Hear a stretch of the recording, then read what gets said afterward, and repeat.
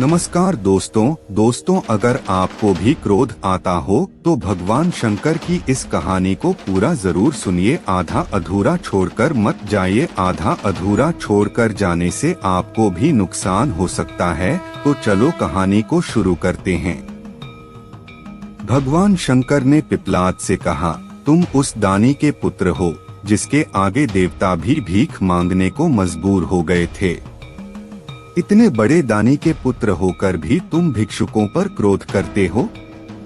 महर्षि दाधिची के पुत्र का नाम था पिपलाद। चूंकि वह सिर्फ पीपल का फल ही खाया करते थे, इसलिए उन्हें पिपलाद के नाम से पुकारा जाता था।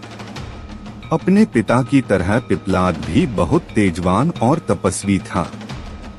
जब पिपलाद को यह पता चला कि देवताओं को अस्थिदान देने के कारण उनके पिता की मृत्यु हो गई, तो उन्हें बहुत दुख हुआ।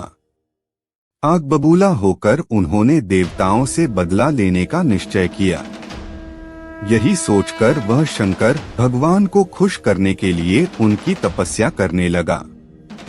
उनकी तपस्या से अंततः शंकर भगवान खुश हुए और पिपलाद से वरदान मांगने को कहा। पिपलाद ने भगवान से प्रार्थना की, हे आशुतोष, मुझे ऐसी शक्ति दो जिससे मैं देवताओं से अपने पिता की मृत्यु का बदला ले सकूं। भगवान शंकर तथास्तु कहकर अंतर्ध्यान हो गए।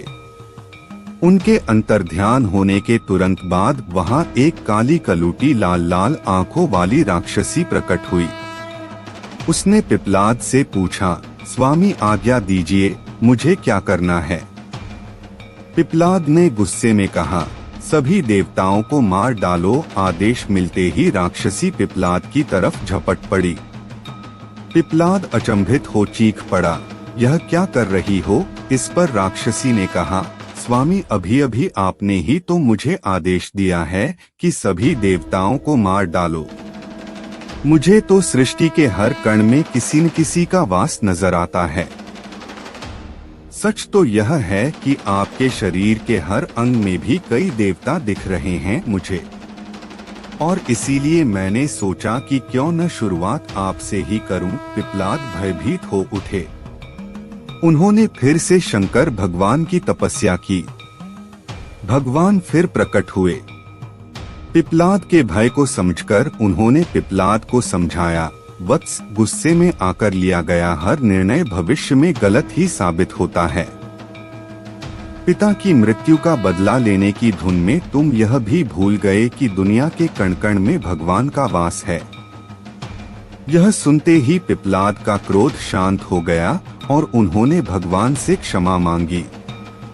इस तरह एक बार फिर देवत्व की रक्षा हुई। ऐसे और वीडियोस देखने के लिए वीडियो को लाइक और चैनल को सब्सक्राइब जरूर कीजिएगा। धन्यवाद।